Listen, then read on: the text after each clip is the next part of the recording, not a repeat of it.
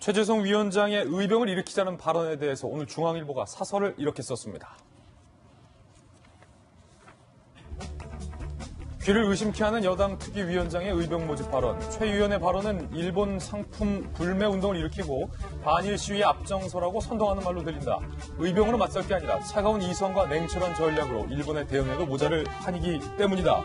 이 틈을 타 얄팍한 민족주의를 선동하는 정치인들의 언행은 일본이 만들어 놓은 올가미 속으로 스스로 끼어들자는 것이나 마찬가지임을 명심해야 한다. 중앙일보가 이렇게 사설을 썼습니다. 최재성 위원장이 해명을 했습니다. 들어보시죠. 저는 의병을 일으키자고 한 적이 없고요. 일으킬 만한 사안이라는 겁니다. 이런 정도 사안이면 우리가 의지를 견결히 하고 분연히 또 이 국민적 에너지를 모아야 경제적 열의 상황에서는 극복 가능하다는 얘긴데요. 네네.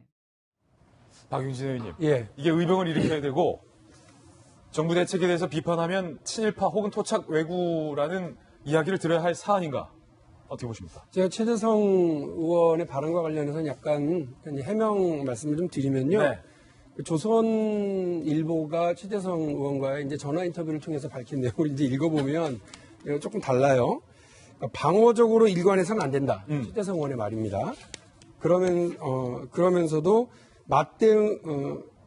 맞대응을 섣불리해서 안 된다. 또 이것도 최재성 의원의 말입니다. 의병을 일으켜야 할 일이다. 하면서 반일 감정의 근거에 대일 공세만 하면서 불장난해서도 안 된다. 그러니까 이 말도 하고 저 말도 하고 강온을 다 얘기를 하면서 결론은 나도 무엇이 정답인지 모른다.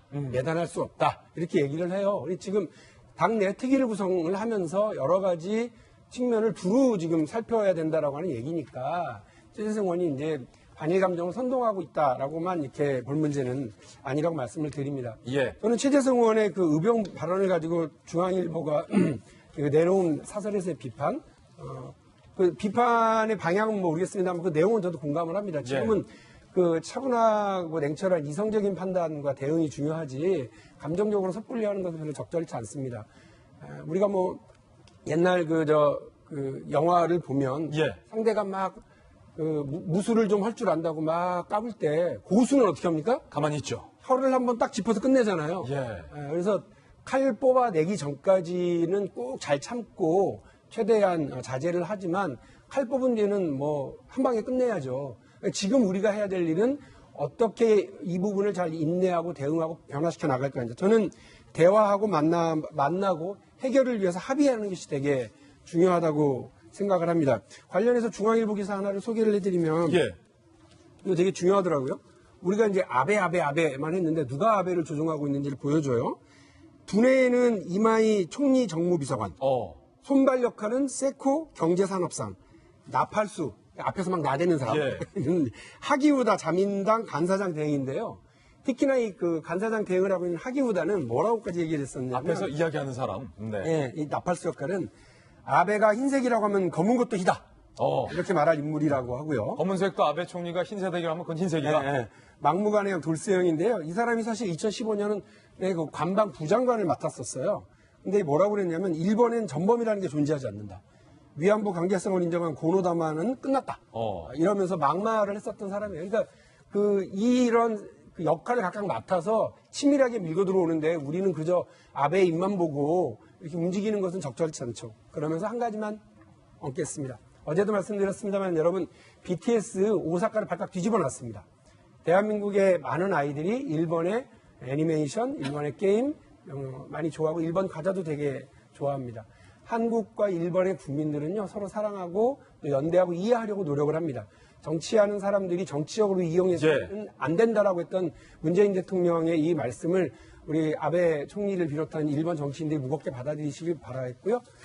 이수연이라고 기억하십니까? 일본 국민 여러분.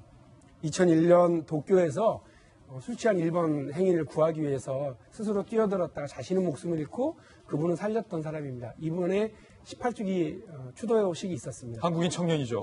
이수연이라고 하는 일본에서 일본 열도의 모든 사람들이 의인이라고 높이 생각하고 있는 받들고 있고 추모하고 있는 사람입니다.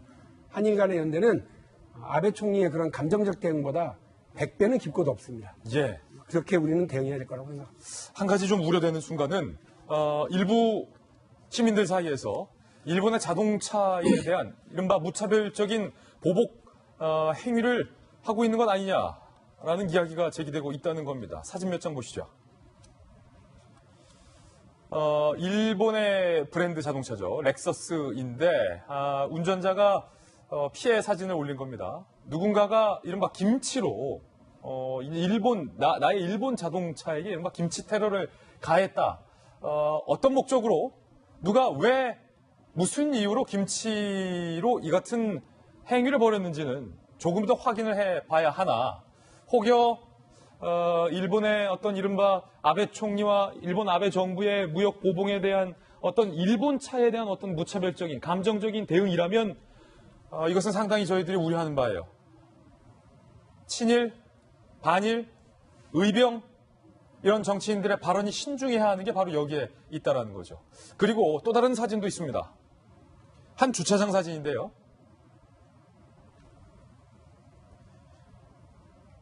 주차장 사진에 일본 차량에는 주차 금지 이런 것도 실제로 지금 있다는 거죠. 허은하 소장님. 네. 일본 차의 타이어를 펑크내는 사진들, 김치로 급기야 테러를 하거나 일본 차는 아예 진입도 불가하게 하는 이 같은 모습들이 감정적으로는 우리 국민들 좀 이해가 되지만 네. 도움은 안 된다는 거죠. 그렇죠. 우리가 일본의 그 아베 꼼수에 넘어가면 안 될 것 같아요. 우리가 이렇게 움직이면 움직일수록 아베는 언론의 주목이 될 거고 자신이 말하고 싶은 걸 더 말할 수 있을 겁니다. 그렇기 때문에 우리는 이제 좀 자제를 해야 될 것 같다라는 생각이 드는데 조금 전에 박용진 의원의 그 이야기에 저도 동감을 하는 부분이 있습니다. 고수요. 노자의 진정한 싸움닭 이야기가 있어요. 그래요? 어깨지덕이라고 하는데 나무로 만든 닭처럼 정말로 싸움을 걸어올 때 모든 걸 참아내고 눈으로 이겨낸다라는 거거든요. 기본적으로 진정으로 누가 자꾸 약 올리면서 싸움을 하게 하면 그때 그냥 눈으로만 바라보면 됩니다. 그리고 저희 국민들이 그렇게 움직일 수 있도록 리더들이 끌어줘야 우리가 차분하게 감정 대응하지 않고 일본의 아베 꼼수에 넘어가지 않고 우리가 정말로 사실은 일본과 좋은 관계도 있고 일본 차가 무슨 죄가 있겠습니까? 그러한 부분에 문제가 일어나지 않을 거라는 생각이 듭니다. 예, 일본의 경제 보복과 또 국내에서의 이른바 논란의 발언들 정리해드렸습니다.